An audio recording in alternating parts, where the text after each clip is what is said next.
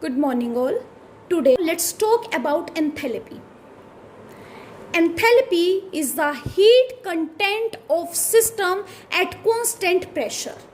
Heat content of system at constant pressure, and it is represented by H.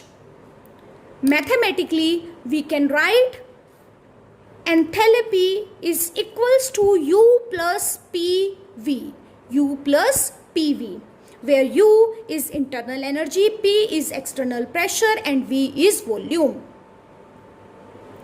The expression which we are using to calculate enthalpy is delta H is equals to delta E plus delta Ng RT. H unit is kilojoule per mole. Kilojoule per mole. In thermodynamics, there is no significance of H. Why? Because it is not possible to calculate exact value of H. So there is a significance of delta H, that is change in enthalpy. And change in enthalpy will be equals to delta U plus delta PV. Delta PV. Now, if pressure is constant, then delta H is equals to delta U plus P delta V. P delta V. Enthalpy is a state function, and a change in enthalpy for a cyclic process will going to be equals to 0 because it is a state function.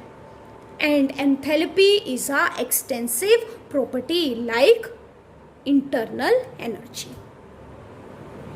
Now, as we know that delta U is equals to Q plus W and W is equals to minus P delta V, then at constant pressure delta U will be equals to QP, that is heat at constant pressure, plus W value is minus P delta V, and it will be delta U is equals to QP minus P delta V. And from here we can calculate QP. It will be equals to delta U plus P delta V. Now, if you will compare this equation with this equation, that is delta H is equals to delta U plus P delta V. From this you will get that is QP is equals to delta H. QP is equals to delta H, and that I have told you in the definition of enthalpy that enthalpy is the heat content of the system at constant pressure. At constant pressure. Now let's find out the relationship between delta H and delta U, or let's find out this formula.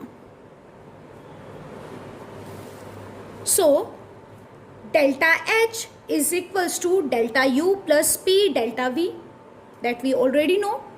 Delta H is equals to delta U plus P delta V, we can write V2 minus V1. And for ideal gas we know PV is equals to nRT. If pressure and temperature is constant, then in that case PV1 will be equals to N1 RT, because P and T are constant, and PV2 will be equals to N2 RT. Now we can put these value in this equation. So delta H will be equals to delta U plus PV2 minus PV1. PV2 minus PV1, and PV2 value is N2 RT and PV1 value is N1 RT. So delta H is equals to delta U plus N2 RT minus N1 RT. Now let's take RT common.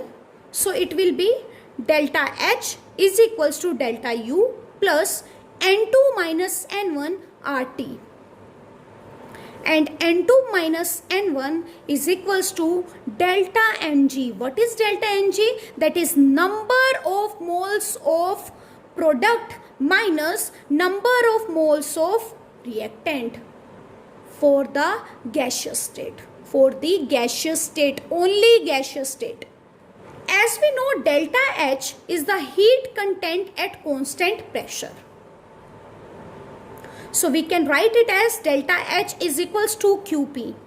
It is important to note down here, delta U is the heat content at constant volume. Delta U is the heat content at constant volume. And we can represent it as delta U is equals to QV. Delta U is equals to QV. Now let's learn how delta U is equals to QV. As we know, delta U is equals to Q plus W and W is equals to minus P delta V. But at constant volume, delta V will be equals to 0. If delta V will be equals to 0, then this whole value will become 0. So we can write this equation, that is delta U is equals to QV, that is heat at constant volume. Now, if I want to write this equation in terms of QP and QV, then it will be equals to, as you know, delta H is equals to QP. So I can write in place of delta H QP, and delta U is equals to QV. So in place of delta U, we can write it as QV plus delta NGRT, and this is the relationship between QP and QV. Now let's do one or two questions. Calculate delta Ng, and the question is N2 that is present in the gaseous state plus 3H2 that is also present in the gaseous state gives 2NH3 also in the gaseous state. Now we need to find out delta Ng. Delta Ng is equals to Np minus Nr, that is number of moles of product minus number of moles of reactant. In number of moles of products are equals to 2 and number of moles of reactant is 3 plus 1. 3 plus 1 is 4. So 2 minus 4 is minus 2. Delta Ng value is minus 2.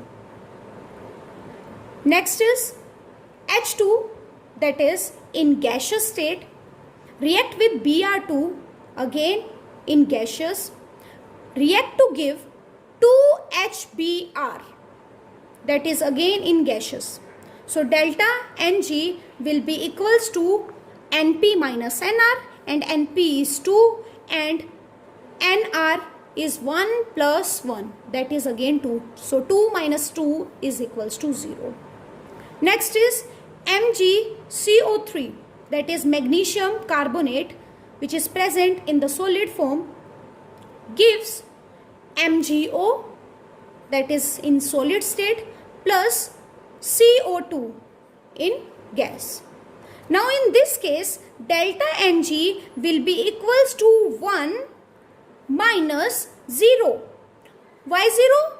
Because we need to calculate delta N only for the gaseous state. So for the gaseous state, in this, as you can see, only carbon dioxide is present in the gaseous form. So 1 minus, here nothing is present in the gaseous state, so 1 minus 0, and the answer will be 1.